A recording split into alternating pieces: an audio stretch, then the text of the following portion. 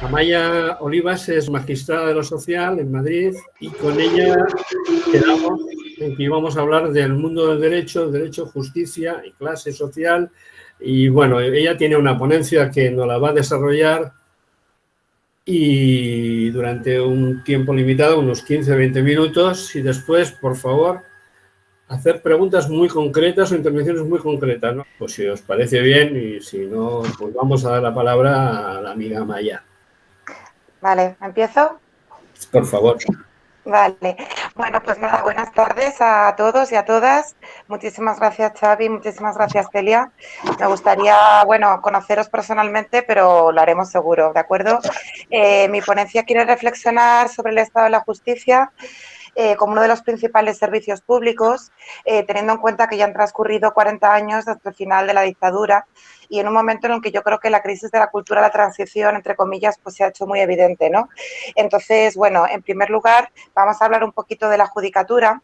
Yo creo que sí que podríamos decir que es evidente que la sociedad española está viviendo un momento de crisis muy agudizado y que sería deseable la apertura de un proceso constituyente. Es decir, para ello deberían reunirse dos tipos de condiciones. Por una parte, las condiciones objetivas que vienen dadas porque ese hartazgo de la población española ante el progresivo desmantelamiento de los servicios públicos hace que señalen como culpables de la crisis a los agentes que gobiernan el país, a los poderes del Estado. Y por otra parte, a nivel subjetivo, que haya también un sentimiento comunitario de acción, de comunidad, de movilizarse, ¿no? Como una ciudadanía activa para intentar recuperar una dimensión más sustantiva. En el caso de la judicatura, es evidente que la distancia que siempre ha existido entre la propia judicatura y la sociedad se ha hecho más evidente en los últimos años, porque con razón existe una percepción de que en muchas ocasiones las decisiones no se han adoptado teniendo en cuenta la vulnerabilidad de la gente y sí con una cierta protección de aquellas personas implicadas en procedimientos de fraude, de corrupción, que realmente son los que hacen más daño social. También decir que esta institución quizás siempre estuvo en crisis en la medida en que tras la caída de la dictadura sangrienta, pues fue por la que menos pasó la transición, que aunque fuera débil, pero fue transición. Y digamos que en la judicatura fue la que menos se produjo esa transición en un sentido democrático fuerte. Me gustaría hablaros un poco del modelo judicial franquista a grandes rasgos. Sabéis que en primer lugar que se comenzó el sistema judicial con una depuración de los jueces republicanos y leales, ¿no? con la República.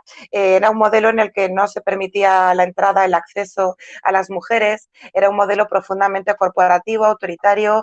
Sabéis que además existían tribunales de excepción, como el Tribunal de Orden Público, y era un sistema absolutamente sumiso al gobierno franquista. Ello quiere decir que eran jueces que no podían interpretar nada que no estuviera en la norma, ¿no? En el derecho positivo. Hay que recordar a mi amigo y compañero Ramón Sáez, fue de la Audiencia Nacional, que ha dictado resoluciones maravillosas y que nos decía que no es casual que en el Estado español el fascismo no haya sido derrotado militarmente como sí ocurrió, como sabéis, en Italia o en Portugal, porque ello significa que ha tenido su reflejo, ¿no? En el tema de la judicatura. Los jueces constitucionales, por el contrario, son aquellos que creemos que el texto constitucional tiene carácter normativo y carácter vinculante. Entendemos que tanto los derechos fundamentales como los sociales son la ley de los más débiles. Es decir, es aquello que ninguna mayoría parlamentaria puede derogar y debemos aplicarlos de forma efectiva, junto a las garantías, así como a la interpretación de cualquier norma, también de conformidad con los tratados internacionales de derechos humanos. Entendemos que somos un servicio público, un poder independiente y que no vamos a aceptar, obviamente, presiones de ningún tipo. En cuanto a estos últimos 40 años, pues ha habido un crecimiento del colectivo judicial. Cuando cayó la dictadura eran 1.000 personas, ahora somos prácticamente 6.000, de ellas el 52% somos mujeres. Es cierto que la incorporación no ha supuesto una transformación feminista en la carrera, queda mucho por hacer.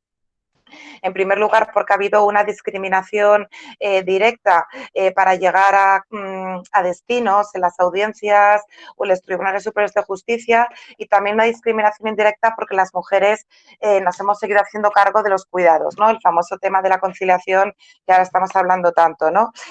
También me gustaría resaltar que se han permitido las asociaciones judiciales. Yo obviamente voy a defender a mi asociación, a Jueces por la Democracia, porque realmente creo que ha sido una asociación que ha dictado resoluciones muy valientes y que ha contribuido al fortalecimiento de la democracia y además a la interacción con actores sociales y sindicatos, como estamos haciendo ahora nosotras, ¿no?, en esta tarde.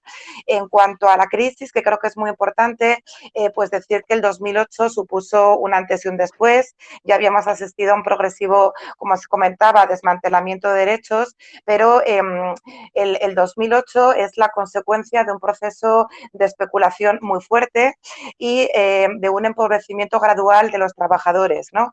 Entonces, como sabéis, tanto el endeudamiento público como privado, la separación drástica entre clases, el lenguaje y el razonamiento económico neoliberal en todas las esferas produjeron una reducción drástica del gasto público y la dimensión progresiva o la desaparición progresiva de la dimensión ciudadana para pasar a ser pues puros consumidores.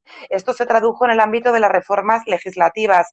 Sabéis que la reforma que se impuso por el decretazo del 2012 fue terrible porque se flexibilizó aún más el despido y se abarató, se eliminaron los salarios de tramitación, se permitió una disminución salarial, se produjo una concepción aún más autoritaria de la empresa y bueno, luego aparte del tema laboral, pues se produjo, por ejemplo, una reducción de la asistencia jurídica gratuita, el tema que para los compañeros abogados el turno a oficio pues se cobra tarde y mal, y el tema básico, en mi opinión, es que la justicia pública, la justicia como servicio público nunca ha sido un servicio cuidado.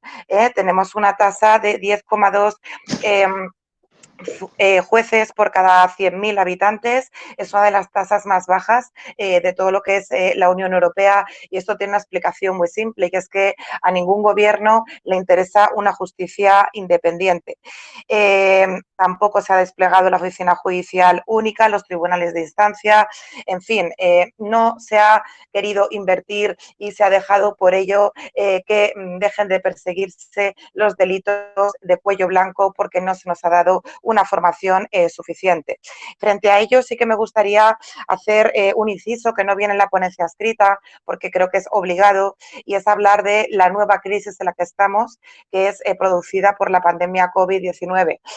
Se está llegando a decir que muy probablemente esta crisis tenga unas consecuencias aún más drásticas y dramáticas que la crisis producida por el crack del 29. La OIT estima que se van a perder unos 195 millones de puestos de trabajo.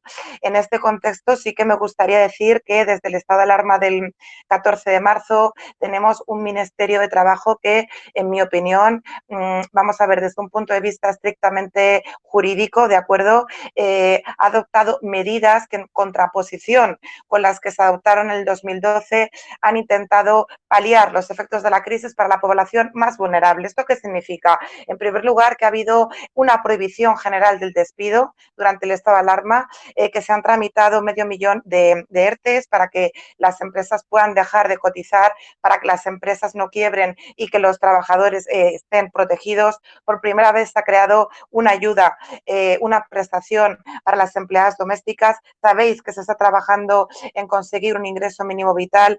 Se han hecho esfuerzos muy importantes para que las familias más vulnerables tengan ingresos, para que no les puedan cortar el suministro de agua, de electricidad, para que se paralicen los desahucios por medidas económicas. Y hay que resaltar dos sectores fundamentales que han estado completamente abandonados y precarizados. Uno de ellos es el personal de limpieza, que tiene convenios colectivos desastrosos. Esta gente es una actividad esencial. Sin las personas de limpieza, tanto hombres como mujeres, se cae el mundo. Y yo quiero recordarles, y me emociono, porque recuerdo a las trabajadoras de la limpieza en la Ciudad de la Justicia que emprendieron huelgas brutales porque en Navidad no llegaban para comer por la subcontratación que se venía haciendo y tenían que prestarse comida e ir a Cáritas. Esta huelga se ganó, pero no nos olvidemos de ellas. Y por Dios, como sabemos, a las 8 de la tarde no nos olvidemos del personal sanitario, un personal sanitario que lleva precarizado miles de años, que lo está dando todo, que tenemos profesionales excelentes. Trabajemos para que ellos estén en el centro, para que la vida esté en el centro y para que dejemos de ser esa no sociedad de la que hablaba Margaret Thatcher, que decía que no había sociedad, sino que había individuo. Vamos a trabajar todos y todas para que haya una sociedad común. Me decía Xavi en un principio, antes de que yo le comentara un poquito que esta ponencia era un poco más compleja, pero él me hablaba del derecho penal. Pues efectivamente me gustaría comentar un par de cositas. Me gustaría hablar de la lógica del derecho penal del enemigo, que significa básicamente, por una parte, en que legislar es más gratis que invertir en justicia. Ello ha significado pues un aumento de las condenas penales de la gente más pobre, de esa que delinque, porque quizás no tiene otros medios para vivir. Me gustaría también hablar de todas aquellas formas brutales legislativas que se han hecho para castigar la libertad de expresión de la ciudadanía, como la ley Mordaza. También recordaros, que hay que tener mucho cuidado con la reforma del proceso penal, porque hay iniciativas para que la instrucción la asuma el Ministerio Fiscal. El Ministerio Fiscal es un órgano que no es judicial, que en última instancia depende de la Fiscalía General del Estado y que, por tanto, puede no ser tan independiente como los jueces, que tenemos que esforzarnos por ser absolutamente independientes y garantistas. También recordar la importancia, por favor, de perseguir con escrupulosidad, que se dice así, los procesos de tortura, seguir los que nos dicen los tribunales europeos de derechos humanos. Recordar que el Tribunal de Estrasburgo ya ha condenado 4 veces al Estado español por no llevar a cabo una investigación suficiente y adecuada, y recordar también que de forma vergonzosa, cuando hemos conseguido condenas, los gobiernos han llegado a indultar a los responsables de estos delitos. ¿Qué justicia queremos? Pues bien, como os digo, el Poder Judicial se tenía que comprometer a hacer efectiva esa cláusula de igualdad material del artículo 9.2 de la Constitución y a garantizar los derechos de todos y de todas, pero sobre todo de los sectores de la población más vulnerables. Tenemos que garantizar la independencia, tenemos que suprimir la carrera de forma que todos los jueces y juezas seamos iguales y que no dependamos de que nos nombren para un determinado destino en función de la ideología política que tengamos. Recordar una cosa que me gusta mucho, que es muy bonita, y es que tenemos que tener los jueces un punto de mala conciencia, porque tenemos que saber que estamos juzgando a un semejante, que nosotros también cometemos errores y que podemos minimizar violencia, pero también hacer mucho daño en la vida de las personas. Tenemos que posibilitar la intervención en el espacio público. Hannah Arendt decía que el espacio público es el único lugar donde la ciudadanía alcanza la humanidad plena, e intervenir con respeto a la libertad de expresión. Y ya, bueno, me imagino que todos y todas lo sabéis, pero a raíz de mis artículos en un medio de comunicación, pues he sido víctima, digamos, de varios artículos de libertad digital, del mundo, en el que, bueno, pues se ha puesto de manifiesto mi relación personal con Pablo Iglesias, han salido datos de mi familia, en un intento de cercenar mi libertad de expresión. Me parecen hechos pues muy, muy graves. He tenido amenazas, he cerrado mi cuenta en Twitter y creo que esto no puede servir para impedir que nos sigamos expresando. Me gustaría también recordar, retomando el tema penal, la noción de litigio estratégico, porque está muy vinculada a la ciudadanía activa. El litigio estratégico es el que han llevado a cabo pues colectivos como el Observatorio de Derechos Sociales, Económicos y Culturales y otras entidades para ir, por ejemplo, como acusación popular contra tramas como la Gürtel o para hacer efectivos los derechos a la vivienda. Las ideas de realizar una jurisprudencia divergente, las ideas de poder plantear cuestiones prejudiciales al Tribunal de Justicia Europeo para ver si nuestra norma interna es conforme o no con esta jurisprudencia garantista es muy importante, es una vía muy revolucionaria. La justicia también tiene que comprometerse con la legalidad internacional de los derechos humanos en su sentido más fuerte para acabar con la impunidad del franquismo y para perseguir los crímenes internacionales. Llegados a este punto, me gustaría también hablar de la importancia de hacer una justicia distinta desde el punto de vista de recordar el concepto de la escritora Martha Nussbaum, la justicia poética. ¿Qué quiere decir ello? Recordar la importancia de introducir tanto la cultura como la palabra, como las emociones en las sentencias. Hay una diferencia muy importante entre los jueces anglosajones y los jueces continentales. Los jueces anglosajones son jueces más protagonistas de su propio caso, acuden al caso concreto y se hacen protagonistas. Los jueces continentales arrastramos una inercia, una dinámica de ir más a la legalidad positiva, a la abstracción y a la norma. Frente a ello, las directivas de la Unión Europea ya recuerdan que es importante introducir los casos, las emociones de las víctimas en las resoluciones para que esas víctimas se sientan reconfortadas. Y con ello se trabaja en el Estatuto de la Víctima, para que, por ejemplo, para que os hagáis una idea, las personas que han sido maltratadas no tengan que ir a declarar muchas veces al juzgado, sino solamente una, que no tengan que confrontarse con un maltratador y que reciban un trato como el que merecen, adecuado por oficinas adecuadas de atención a las víctimas. En este sentido, es importante recordar el concepto de sentencia impura, un concepto acuñado por un filósofo que se llama Posner y que dice que es aquella que tiene razonamientos audaces, que utiliza una voz propia, que expone personal y razonadamente la decisión de su caso concreto y que, por tanto, se expone al control social de forma democrática. En definitiva, la inclusión de las emociones es una forma adecuada para abrir caminos renovados de hacer justicia. Y ya para concluir, pues bueno, nada, unas pequeñas cosas. Entiendo que la propia carrera judicial en cuanto a espacio debe transformarse, debe implicar una ruptura con espacios de endogamia, debe poner en el centro el cuidado de la vida, activar la conciliación. Es muy importante garantizar el acceso de la justicia a las personas en situación de vulnerabilidad económica o social y que tiene que haber gente que con dignidad les trate como se merecen y que al final no dependa de que tengas más capacidad económica o menos para tener una buena tutela y una buena defensa jurídica.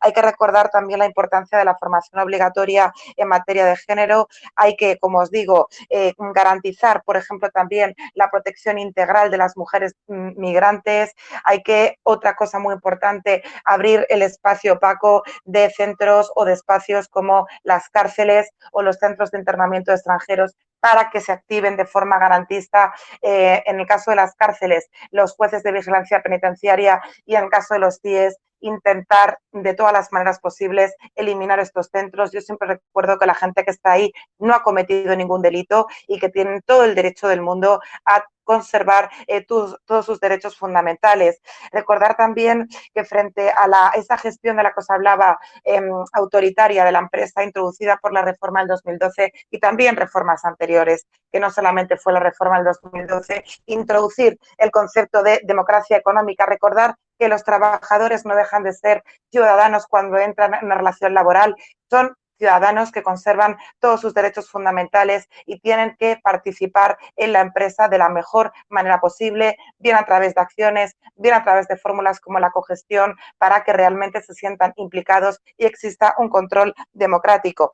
En definitiva, lo que es un proceso constituyente implica que temas tan importantes como el feminismo y como la igualdad se asuman no solamente desde una perspectiva formal, sino también desde una perspectiva material, porque la justicia tiene que tener una premisa básica frente a todo lo que estamos diciendo o junto a todo lo que estamos diciendo, y es que las mujeres no somos objeto de tutela, no somos una minoría, las mujeres somos sujeto de derechos y somos la mitad de la humanidad. Por ello entiendo que solo junto a la educación, la formación y la batalla de todos los colectivos implicados, porque a mí me gusta siempre recordar que la justicia no somos los jueces, la justicia son los graduados sociales, los compañeros, abogados, los fiscales, los secretarios judiciales, los funcionarios de los juzgados. Solo desde esa visión de un servicio público de justicia de calidad podremos realizar una nueva cultura de la jurisdicción garantista y civilizadora. Y cualquier cosa, estoy a vuestra disposición. Muchísimas gracias, Amaya. Abrimos el turno por medio del chat, se lo pedís a Celia, y Celia va a organizar, distribuir y controlar también los tiempos. Celia, por favor, tienes que decir un par de cosas. Sí, antes de que iniciéis las palabras, aquellos que queráis participar, quería comentaros que Amaya en ningún caso os va a dar consejos ni deben valer como tal jurídicos, es decir, que cualquier consulta, aquí son comentarios personales que no deben tener ningún tipo de recorrido más allá de que es simplemente opiniones personales que no tienen ningún tipo de validez jurídica, de índole jurídico en sentencias. Así que simplemente quiero deciros que son conversaciones y en esto estamos. Si alguien desea hacer algún tipo de valoración o pregunta, Amaya. Veo que estáis un poquito así. Un poco tímidas. Sí, os desconozco. Es que Amaya ha sido, yo comprendo, estaba pensando muy rápida, ha sido muy rápida, creo, estaba pensando, esto lo tengo que volver a ver para poder ir extrayendo estructuradamente, pero en cualquier caso, mira, ya estamos. Iniciamos con Roberto, por favor, si sois tan amables de presentaros para Amaya y así, gracias. Roberto primero, luego Ángel Moreno, por favor, y Amaya, si te parece, contestas a ellos dos y vamos viendo. Gracias. A ti. Hola, buenas tardes. Mira, yo soy Roberto Aveni, secretario general de la Federación del Servicio de la Ciudadanía de Comisiones en Aragón. Buenas tardes, Xavi. Buenas tardes, Celia. No os he dicho nada. Y a todo el mundo que está aquí. A ver, a mí me ha gustado por la brevedad y por la concisión la intervención que has tenido, y quería hacer un par de apuntes al respecto y que nos dieses tu opinión sobre algunas cuestiones. Has hablado de las asociaciones profesionales, de jueces y juezas, y has hablado de la independencia del Poder Judicial. Pero a su vez, no sé si no es contradictorio, y esto me gustaría que me lo matices, si no es contradictorio el que se busque la independencia o se pretenda la independencia, que evidentemente tiene que haber entre poderes, el judicial y el resto, a la vez que os agrupáis profesionalmente en torno a una asociación, entiendo que por ideología política. Al final el ser humano es un ser político. Sois independientes del resto de poderes, pero pertenecéis a un grupo concreto de profesionales de la judicatura. ¿Te explico? Déjame un matiz, otra cuestión, y ya te dejo, si quieres, que nos lo expliques. Y también has hablado de la distancia que separa a la sociedad de la judicatura. Yo coincido, plenamente. Yo, desde luego, yo tuve mis principios a nivel judicial como trabajador y no tuve mucha suerte, y desde aquel día tengo mal recuerdo de los jueces. Pero sí es verdad que no sé si cabría intentar de alguna forma el que ese conservadurismo que impera mayoritariamente en la judicatura se truncase de algún modo para acercar más la justicia, los jueces y juezas a lo que es la sociedad, y que la percepción cambie, porque creo que es importante, y más en un momento como este, donde está habiendo, por las circunstancias, una bueno, pues una motorización de la normativa, especialmente laboral, pero de otras muchas, muy atropellada, muy acelerada, y que, como bien has dicho, hay muchas normas que son normas muy interesantes para el conjunto de trabajadores y trabajadoras y que esperemos que perduren en el tiempo. Pero sí me gustaría que nos aclarases esto. ¿Cómo podemos, o cómo podéis, mejor dicho, los jueces y juezas acercar vuestro trabajo y romper ese pedestal en el que la sociedad os tiene no pedestal de admiración, sino de lejanía? Y, por otra parte, el tema de las asociaciones profesionales y la independencia. Gracias.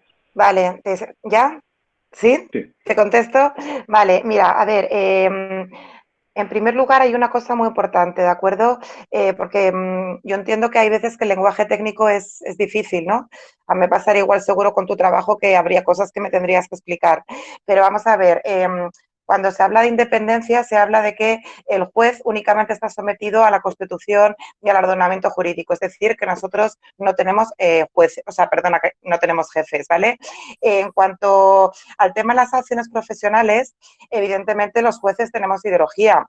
Es decir, los jueces tenemos que ser imparciales, no neutrales, ¿vale? Son cuestiones distintas. Es decir, no, como os digo con los trabajadores, no perdemos los derechos fundamentales al entrar en la carrera judicial. Lo que yo nunca voy a hacer, porque sería prevaricar, es dictar una resolución únicamente porque una persona tenga una ideología o tenga otra. Entonces, yo lo que tengo que hacer es mantenerme imparcial y atenerme al caso concreto, valorar la prueba de forma objetiva y dar una resolución acorde a derecho. Eso es ser imparcial. Pero la neutralidad no significa que yo, obviamente, pues que tenga a lo mejor una concepción más, más progresista que a lo mejor una persona de la PM que tenga una concepción más conservadora. Son cuestiones distintas que no tienen por qué incidir en tu trabajo, ¿de acuerdo? En cuanto al tema de la cercanía con la sociedad, pues claro, esto os pasa como en comisiones obreras, que hacéis muchísimo trabajo y hay veces que no se ve desde fuera, ¿no? Es decir, que nosotros en Jueces por la Democracia lo que pretendemos es fomentar la idea de un servicio público cercano, pero muchas veces eso se queda en congresos y en ponencias que únicamente las leemos nosotros. Y entonces sí que por eso intentamos, o al menos un sector de JD, estar muy en contacto con vosotros, ya os lo he dicho antes, tanto con comisiones, que por ejemplo, para que lo sepáis, pues tenemos como un acuerdo permanente de colaboración y entonces cada febrero de cada año, este año también, por desgracia, lo hemos tenido que suspender, pero hacemos un congreso, ¿no? Las dos formaciones, intercambiamos conocimientos. Me parece que eso es un poco la vía de acercamiento. Luego ya también depende de cada persona. O sea, yo, por ejemplo, soy una tía como juez muy cercana, ¿vale? Luego hay jueces, bueno, que ya lo sabéis, pues que tienen una forma más autoritaria. Entonces es pedagogía, pedagogía, pedagogía y trabajar por el servicio público. Gracias. Qué difícil es, ¿verdad? Ángel, por favor. Hola, buenas tardes a todas, buenas tardes a todos. Soy Ángel Moreno, soy responsable de salud laboral de la Federación de Servicios a la Ciudadanía. Yo quería hacer una muy breve reflexión y una pregunta, ¿no? La judicatura es uno de los servicios esenciales, es uno de los poderes de cualquier Estado y como cualquier poder esencial de cualquier Estado siempre tiene un rasgo o un serse, ¿no? Eso, por ejemplo, se ve más en aquellos tribunales de tema político, como el Tribunal Supremo, tipo Tribunal Constitucional. No te oigo nada, ¿eh? No se me oye. Se te oye muy mal. Voy a ponerme los cascos. Sí, mientras tanto, si te parece, vamos a hacer... Bueno, ponte los cascos exactamente. Esto es la comunicación que faltaba antes y que estábamos comentando, pues ahora la comunicación en plan práctico. Bueno, siempre es práctica. ¿Me oís ahora bien? Mejor. Celia, ¿me oís bien? Mejor, bastante mejor. Vale. No sé qué me pasa, pero aquí en mi casa debe ser que tengo poca red comprada y la montaña esas cosas. Lo que comentaba, una breve reflexión, ¿no? El Poder Judicial es uno de los poderes esenciales del Estado. Y como otro poder siempre tiene un sesgo de clase. Y este sesgo de clase parece más definido en aquellos tribunales más políticos, como Tribunal Supremo, Tribunal Constitucional, audiencias, etc. ¿Me escuchas? Sí, más o menos. ¿Se sí. oye? Regular.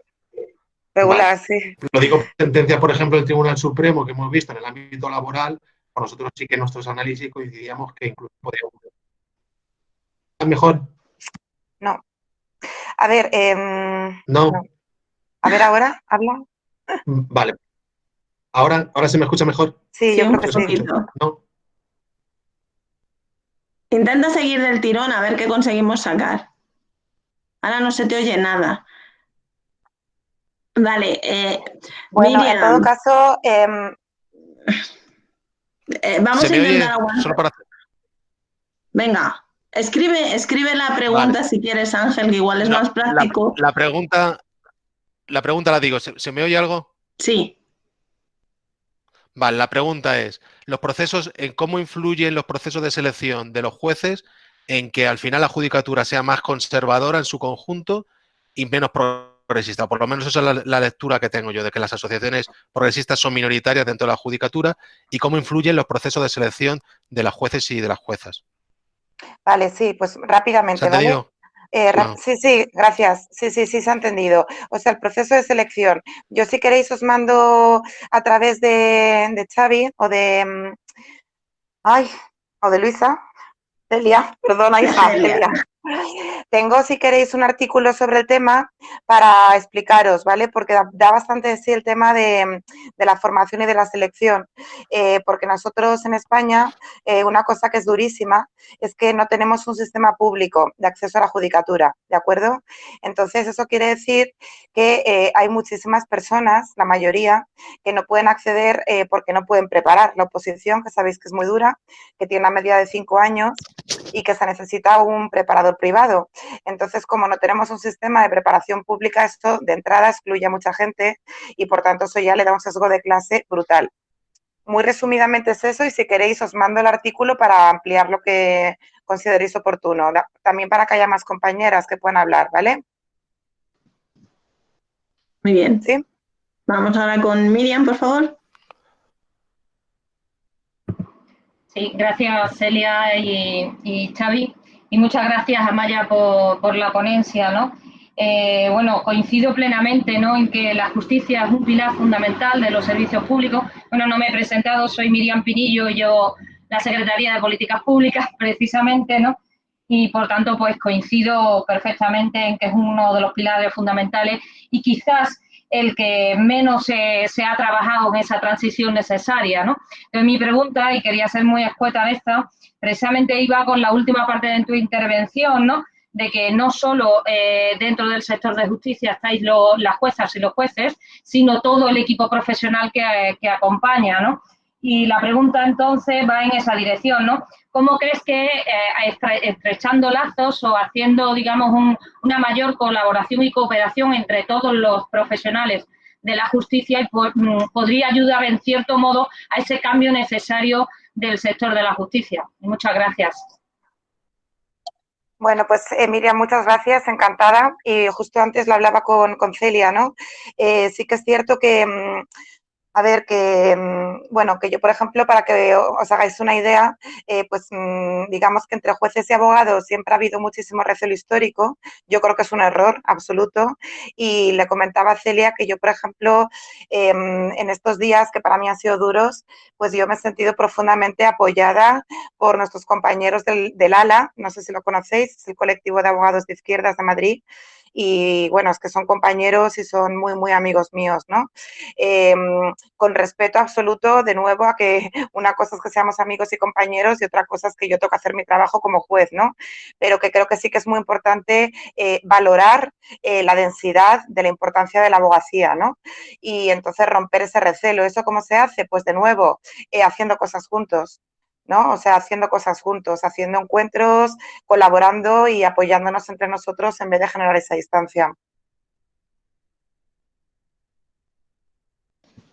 Sí, qué interesante además hoy con tantas cosas que están pasando, ¿verdad? Y bueno, yo pensaba que ibais a hacer algún comentario sobre, mira, precisamente Silvia, que pide la palabra, se la cedo. Adelante, Silvia, por favor.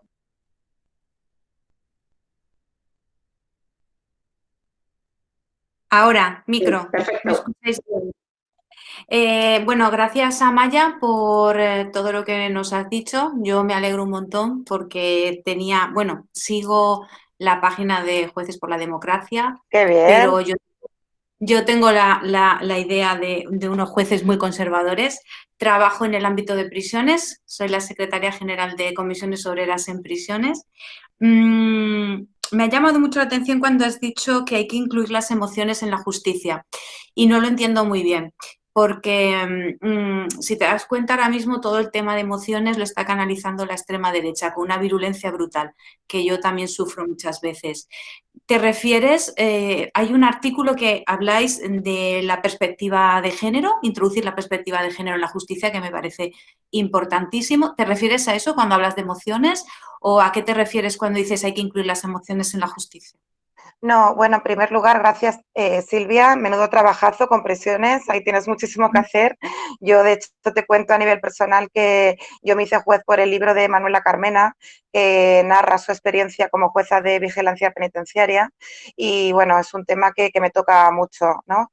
Yo seguí la lucha yo era muy pequeñita, pero bueno, la organización de los presos en lucha, ¿no? Para salir de esas condiciones infames, ¿no? Que tenían, pero que aún, aunque hayan mejorado las cosas, tú sabes que hay muchos problemas. No, nada que ver, o sea, de acuerdo contigo a nivel político, con el tema de las emociones, me refería a otra cosa completamente distinta, igual he ido muy rápido y no se me ha entendido bien. A lo que me refería era que el tema de las emociones desde el punto de vista de la empatía, es decir, de, por ejemplo, fijarnos mucho en todo lo que es la cultura, ¿de acuerdo? En lo que es la literatura, en lo que es el arte y en lo que es la capacidad de empatizar con las víctimas. Es decir, tratar bien a la gente cuando viene al juzgado, a eso me refería, ¿no? Y que si una persona te está haciendo llegar su dolor, pues que seas capaz de darle una protección en la sentencia. Es decir, no simplemente imponer, imagínate un caso práctico, un delito, sino reflejar de alguna manera lo mal que se ha podido sentir esa persona para que se sienta reconfortada por esa sentencia. Es un poco a lo que me refería. Vale. Bueno, ¿alguna palabra más? ¿Queréis hacer algún tipo de comentario? O Xavi, que tenía también ahí puede perfectamente ahora hacer su intervención. Ahí vamos.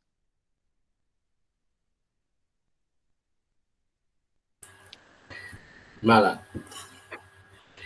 Estáis muy calladas y callados todos, no os conozco, me estáis defraudando bastante. Es la tarde. Debe ser la tarde, que es miércoles y estamos a final de mayo y yo qué sé, cualquier cosa, ¿no? Una cuestión muy concreta, Maya. El mundo del derecho, como todo lo que es interpretable, tiene posicionamientos diferentes, como bien has planteado, y es cierto. Xavi, no te oigo, cariño. Hoy los medios de comunicación juegan contra nosotros. Xavi, te hemos perdido. Vaya, voy concreto. Pero si el mundo del derecho tiene sesgos clasistas fruto de la realidad social, hay un apartado del mundo del derecho que es extremadamente clasista, que es el derecho penal. Ejemplo concreto. Mismo delito, un señor de Pedralbes, mismo delito, un señor, o señora, es igual, en este caso, del Raval. En muy poco tiempo, condena pequeña, en muy poco tiempo el señor o señora de Pedralbes está en un 86.4, es decir, yendo a ciertos controles puntuales al centro que le corresponda y viviendo en su casa, cumpliendo la condena en su casa, trabajando, estudiando, lo que corre. La otra persona, con dificultades, llega a un tercer grado. Con dificultades. Eso es una expresión del clasismo. Sí, claro. Sí, o sea, totalmente de acuerdo, Xavi, te quiero decir, es que la clase nos analiza, o sea, no es que nos analice, que la clase nos atraviesa, y en justicia lo que pasa es que es muy doloroso, ¿no? Entonces tienes toda razón, o sea, por eso yo insistía en que me parecería una idea muy potente activar que haya servicios de asistencia para que todas las personas tengan una defensa jurídica letrada igual, ¿no? Y entonces, bueno, o sea, que los jueces tienen que ser sensibles, sí, por supuesto, pero los abogados también tienen que tener condiciones jurídicas para desarrollar su trabajo bien. Entonces ahí sería muy importante pues que se creara un tipo de servicio jurídico público donde la gente pudiera trabajar con las mayores garantías, pero para que dieran asistencia por ejemplo, esto, ¿no? A los presos que en muchas ocasiones pues ven problemas para tramitar sus permisos. Es que darte la razón. O sea, que lo que pasa que yo creo que como he tocado varios temas, pues no sé, que también podemos repetirlo cuando pase la pandemia a nivel físico, ¿no? Que además a lo mejor así también las compañeras y los compañeros pues se sueltan más, porque da mucho de sí el tema. Bueno, en cualquier caso, tú no te preocupes, que creo que están reposando lo escuchado y ya tenemos 2 personas más dispuestas, porque es verdad que ha sido muy rápido y entonces están cayendo las cosas. Maite, por favor. Hola, buenas tardes. Arratsaldeon. Bueno, soy Maite Garavieta, vivo en Bilbao, y una de las ciudades más bonitas del mundo, y soy la secretaria general de la Federación en Euskadi. Me ha llamado bueno, es verdad lo que dice Celia, porque a medida que vamos escuchando también vamos reflexionando y nos vienen muchas cosas a la cabeza, ¿eh? Pero ha habido cosas que bueno, en primer lugar es necesaria una asociación como la vuestra. Esto para mí es incuestionable. Es una asociación que nació con un objetivo que todavía creo que no está alcanzado y que tenéis muchísimo trabajo ahí. Desde luego, por nuestra parte tenéis mucho apoyo. Eso es incuestionable también. Es verdad que la justicia tiene que estar más humanizada y tiene que tener más acercamiento. Y también ahí entra la parte del género, ¿no? Porque a medida que llegas a las cúpulas altas, las mujeres ahí no están ni por asomo, y entonces ahí sí necesita un empuje. De ahí me gustaría que opinaras un poquito qué te parece de esto. Pero mi pregunta la concreta no va por esto. Me ha llamado mucho la atención porque yo en mi vida anterior de ser sindicalista fui ertzaina, fui policía. Y entonces viví muchas situaciones bastante complejas y complicadas en los juzgados, que las viví yo misma. Me ha interesado mucho, y solo para que concretes un poquito más, ¿qué significa eso de recompensar con la sentencia a un preso? O algo así has dicho, ¿no? Que queréis recompensar con la sentencia. Eso, o te he entendido mal, ¿no? Ah, sí. Vale, vale. Entiendo que... Sí. ¿Hablo? Sí, pero sí. Vale. Bueno, pues Maite, gracias, encantada. Que sepas que hace en septiembre del año pasado, no, el otro, pues hicimos unas jornadas de jueces por la democracia en tu ciudad, en Bilbao. Nos trataron súper bien, comimos genial, nos lo pasamos fenomenal y bueno, fueron súper bonitas, así que muchísimas gracias y felicidades, ¿no? por esa ciudad. Has mencionado 2 cosas. Es importante que las mujeres podamos acceder, obviamente, a donde queramos, ¿no? Estaría bueno. Y sí que es cierto que ha habido, como os comentaba, una discriminación directa y una discriminación indirecta. Sí me gustaría, porque yo soy un poco heterodoxa, a ver, que no por el hecho de ser mujer físicamente vas a ser mejor juez. Con esto quiero decir que también hemos tenido... pues mujeres juezas muy autoritarias y muy conservadoras. O sea, que tenemos que llegar a todas partes, por supuesto, pero que luego también depende mucho pues del posicionamiento de cada persona, ¿no? A ver, lo otro veo que no se me ha entendido bien. A lo que me quiero referir, para poner un caso práctico, que creo que ya he dicho, es que, por ejemplo, si una mujer sufre un maltrato, que la sentencia sería bonito que no solamente recogiera la pena correspondiente, proporcionada, justa y adecuada para el agresor, sino que también habláramos de lo que esa agresión ha supuesto para esa persona, ¿no? Para que esa mujer se sienta acompañada. Eso es a lo que me quería referir. Entendido. Te había entendido al revés, entonces me he quedado con los ojos como a cuadros. Pero no, pues perdona. Claro. En todo caso, recordar, creo que me dijo Celia o Xavi, que ellos os iban a mandar o que os han mandado la ponencia por escrito, con lo cual ahí yo creo que si la lees viene todo mucho mejor explicado. Correcto. Sí, sí, en la invitación os la volveremos a reenviar, vais a poder, tenéis la ponencia escrita y estructurada de Amaya, que os será de bastante utilidad, e incluso revisar este vídeo, ya que lo vamos a grabar, porque creo que ha dicho muchas cosas pues, muy interesantes. Entre ellas, hablaba de la importancia precisamente de la formación de los jueces de cara a ser empáticos y completar estas cosas. Bueno, paso la palabra a Libertad, por favor. Bueno, buenas tardes a todos y a todas. Soy Libertad, la Secretaria de Juventud de la Federación, de la FSC.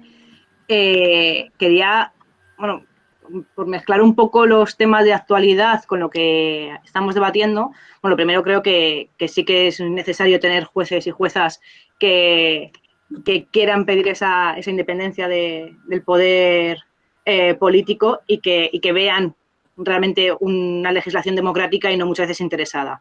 Y con esto voy a que lo que estamos hablando de la parte de ser imparcial, totalmente comprensible y lo apoyo y suscribo 100%, pero claro, eso junto con las noticias que están saliendo ahora, por ejemplo, que se haya imputado al delegado de gobierno de Madrid, que esta jueza tenga una vinculación, porque yo entiendo que cada persona tiene una ideología política y es imposible ser una persona neutral, porque no somos neutrales en nuestro día a día, pero ¿cómo puede afectar? Una cosa es no ser neutral y otra cosa es que tú hayas tenido vinculación directa con ciertos partidos, que ha saltado ahora lo del delegado de gobierno, pero lo hemos visto en muchos otros casos, ¿vale? De cómo, según el juez, se determina qué juicio y así va cambiando también la sentencia.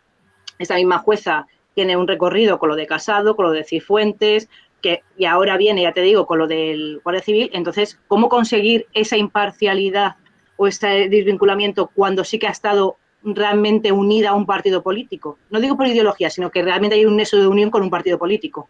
Ya. A ver, Libertad, bueno, en primer lugar, felicidades por el nombre. Y lo otro, mira, si no os importa, todo lo que está en instrucción, todo lo que está abierto, yo prefiero no pronunciarme.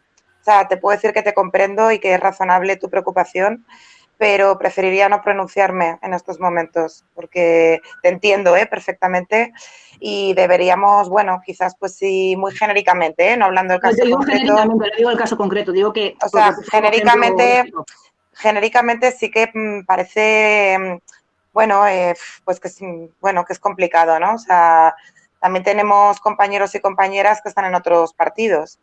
Entonces, pues la verdad es que es un asunto complicado. Lo prefiero dejarlo ahí, de momento. Sí, perfectamente. Pero te entiendo, ¿vale? Perfectamente. Bueno, ¿tenéis algún tipo de comentario más que hacer? ¿Alguna aportación? ¿Alguna palabra? Volvemos a Xavi. Sí. Oye, Celia, perdón. Vale, perdona. Roberto. Es que me habían llamado a la puerta. Las cosas del directo. No, yo sí quería, bueno, pues dejar un apunte, ¿no? Hay que humanizar a los jueces y a las juezas y eso necesariamente tiene que hacerse en primer lugar a través de las sentencias. Cuando vemos determinadas sentencias de determinados jueces que, bueno, pues que empatizan con las personas a las que se está juzgando, estoy acordando ahora de temas de menores, etcétera, etcétera.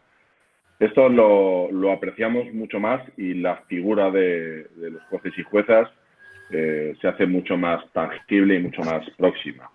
Solo quería decir eso, ¿verdad? Bueno, pues gracias. Está bien, o sea, es una buena reflexión.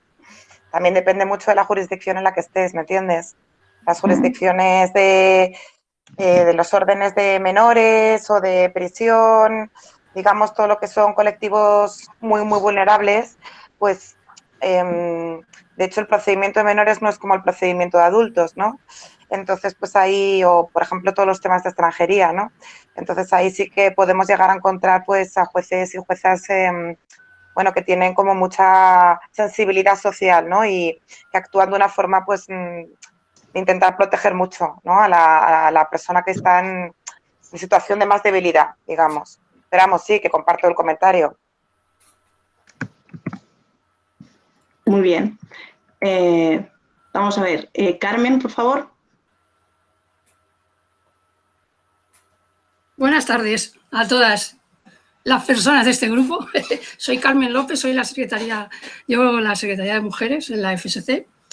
Y bueno, yo la verdad es que me estoy aturando, no sé por dónde empezar a preguntar y por dónde resumir, pero bueno, voy a intentarlo porque es verdad que has dado mucha información.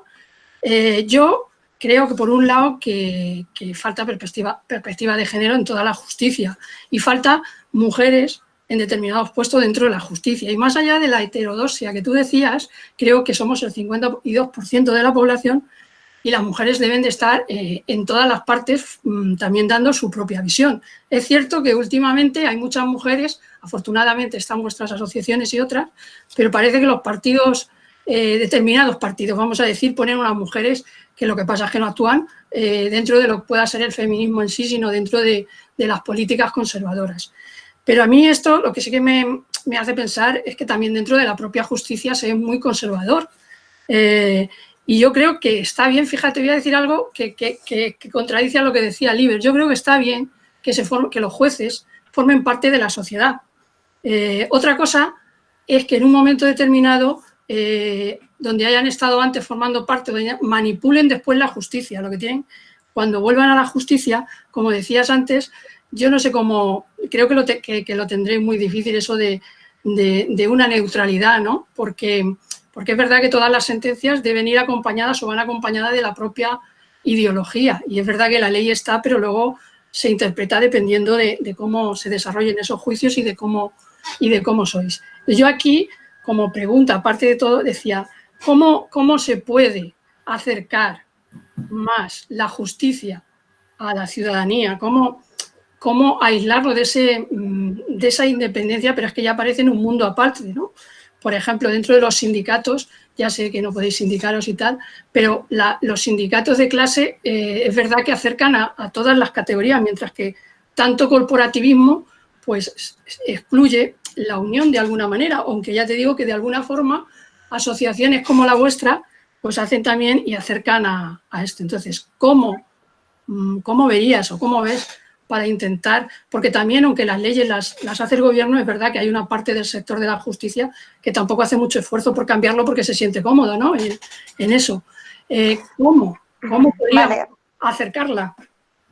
Vale, Carmen, gracias, encantada de conocerte. A ver, como es una pregunta, pero también es una reflexión, yo te contesto, ¿no? Diciéndote que yo, por ejemplo, y lo he dicho públicamente, ¿no? Si me buscáis en internet, en contexto, hay un artículo reciente que se llama El coronavirus desde la trinchera judicial. Y ahí, bueno, pues hablo un poco de lo que tú dices, ¿no? Porque yo, por ejemplo, no participo en las huelgas judiciales, ¿vale? Porque me parece que, bueno, que dentro de que haya muchísimo colapso en justicia, que el problema no es los derechos que tenemos que tener los jueces, sino que la justicia tiene que funcionar bien. Y a mí, sinceramente, me parece que somos privilegiados. Y esto sí que lo digo públicamente, ¿vale? O sea, somos privilegiados. Entonces, trabajamos en condiciones que también es verdad, a ver, para intentar ser lo máximo objetivo posible, ¿no? Objetiva. No tiene nada que ver un juzgado de trinchera como el que estoy yo, que es el Social 1 de Madrid, con el Tribunal Supremo, ¿vale? O sea, el trabajo no tiene nada que ver, ni las condiciones. Pero entiendo que las huelgas judiciales o la lucha debería ir, lo que he dicho antes, o sea, junto con el resto de operadores jurídicos. Pero ir a una deriva corporativa, que yo creo que se está avanzando cada vez más, de defender únicamente los derechos de jueces a nivel estatutario, digamos, yo personalmente no estoy de acuerdo. No estoy de acuerdo. Entonces, no soy nada corporativa, te quiero decir, y ya está. O sea, defender el servicio público, sí. Defender privilegios corporativos, no. Clarísimo. Creo que respecto a las posiciones de Amaya también es verdad que tenéis acceso desde aquí a la ponencia. Si bajáis a la barra de abajo donde aparece el nombre de la reunión hay un clip. Si tocáis en ese clip veréis que hay un archivo adjunto. Entonces desde aquí sin salir podéis acceder a la ponencia de Amaya, que posiblemente pues será de mucho interés para vosotras y vosotros el completar los comentarios que estamos haciendo. Bueno, y pasamos la palabra a Juana, que va a hacer otra pregunta. Maya. Hola, buenas tardes. Hola, Maya. Gracias, Xavi, por la invitación. Yo soy Juana, soy la coordinadora de la Dirección Federal y secretaria de Comunicación.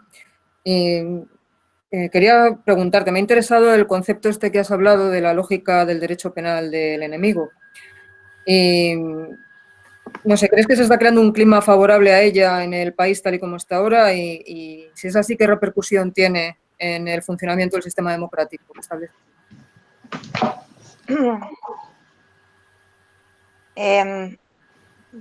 Contesto, ¿no? Sí, por favor. Vale, Juana, gracias por la pregunta. El derecho penal del enemigo es algo que se crea en Estados Unidos, pasa luego al Reino Unido con Thatcher y luego se importa en la Unión Europea. Entonces no es una cuestión de ahora, que también, sino que ya llevamos con ella una serie de años, ¿no? Entonces es lo que te comentaba, o sea, que también es que, de nuevo, o sea, es un tema que a mí me da muchísimo de sí y también he escrito muchísimo, ¿no? Y que se relaciona también con temas de capitalismo punitivo. Con lo cual es que creo que va a ser casi mejor, si os parece bien, que yo haga una pequeña recopilación en cuanto pueda de estos conceptos.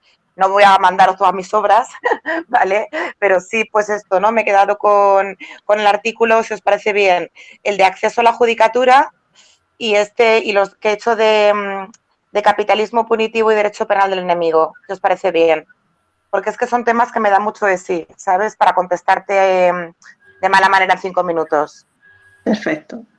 Muchas gracias. Te vas con deberes. Es la primera vez que tenemos una ponente que la devolvemos con deberes. Perfecto. Bueno, pero tú te vas con los deberes de recordármelo, ¿eh? Y de ponerme un correo y decirme, Ama, que te comprometiste a esto. Eso, no te preocupes. ¿Vale? Compromiso de las dos. Perfectamente. ¿Alguien más quiere aprovechar a estrujar aquí a Maya? Es el momento.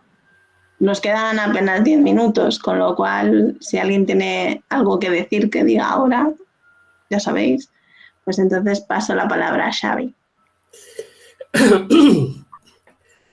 Muchísimas gracias, Amaya, por estar con nosotros. Tenemos que vernos y hacer esto en directo y hablar mucho más en profundidad de muchas cuestiones que has planteado, porque han quedado muchos temas para debatir.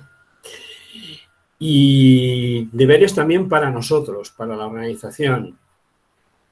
Defender la justicia como un elemento de servicio público esencial significa también que debemos tener contacto permanente más allá de la Confederación, que ya tiene la relación con jueces y juezas para la democracia, también como federación, tener una relación constante con la organización profesional a la que en este caso Amaya participa y dirige, creo que dirige o hace una publicación que, si no hay ningún problema, y creo que no va a haber ningún problema, la vamos a enlazar perpetuamente, constantemente a nuestra publicación Perspectiva.